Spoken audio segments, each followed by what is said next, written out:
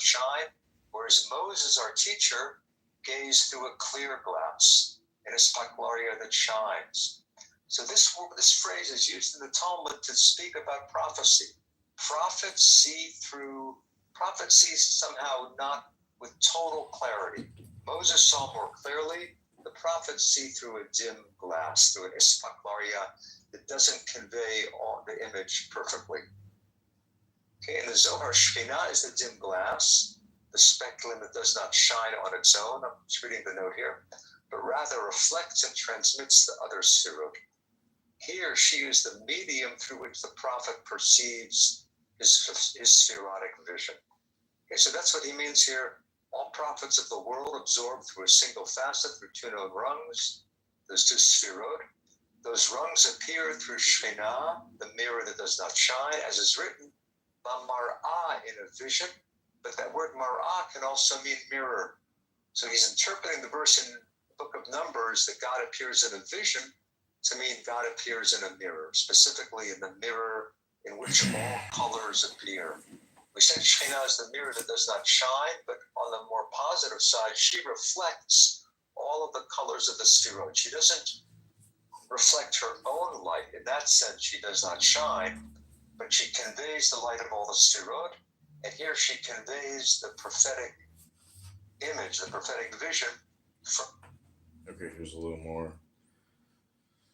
Moses and his father-in-law, Moses returned to Yahweh. Moses' first attempt at convincing Pharaoh to let the people go was a failure. Not only did Pharaoh refuse, he punished the Israelites with harsh labor as a result of Moses' demand. The people themselves were angry with Moses. Frustrated, he addressed God in bold terms. Adonai Elohim, my Lord God. Both these words are names of Shekhinah.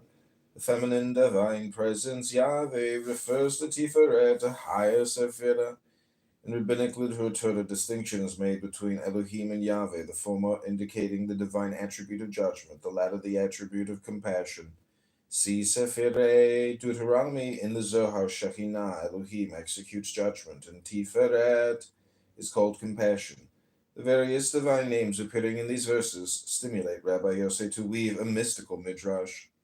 Husband of Elohim, literally the man of Elohim, Deuteronomy 33:1.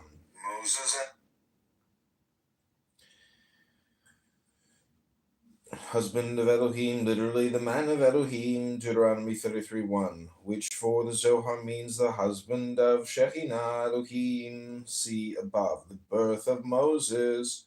Note on Shekhinah joined with him constantly. Moses is on such intimate terms with Shekhinah that he is called her husband. Therefore, he is allowed to speak to her as he wishes. It is instructive to compare this passage with a midrash on these verses. Shemot Rabbah 6:1. Rabbi Shimon, son of Yohai, said, Why did he, Moses, criticize the ways of the Blessed Holy One?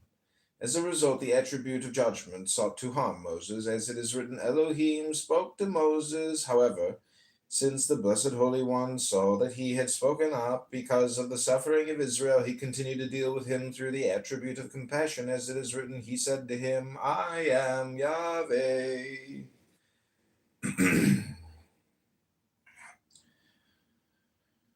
The Zohar passage is obviously built on the Midrash. Following its example, Rabbi Yosei divides Exodus 6:2 into two sentences with two different subjects. Elohim spoke, he Yahweh said. Here the similarity ends, however. According to Rabbi Yosei, Moses is forgiven not because he was standing up for Israel, but because he is a member of the divine family, the husband of Elohim. Do you not know that I am king? The man's wife is the daughter of the king. Rabbi Yosei does not spell this out, but it is clear from the context and the second parable below. This cryptic style is characteristic of the Zohar. The reader is puzzled and forced to search the text to involve himself. As if it were possible, a common rabbinic expression used to tone down radically anthropomorphic statements. He said, Adonai, Moses addresses Shekhinah.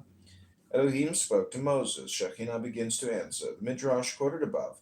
The attribute of judgment sought to harm Moses, as it is written, Elohim spoke to Moses. From above, from Netzach and Hod to the human prophets.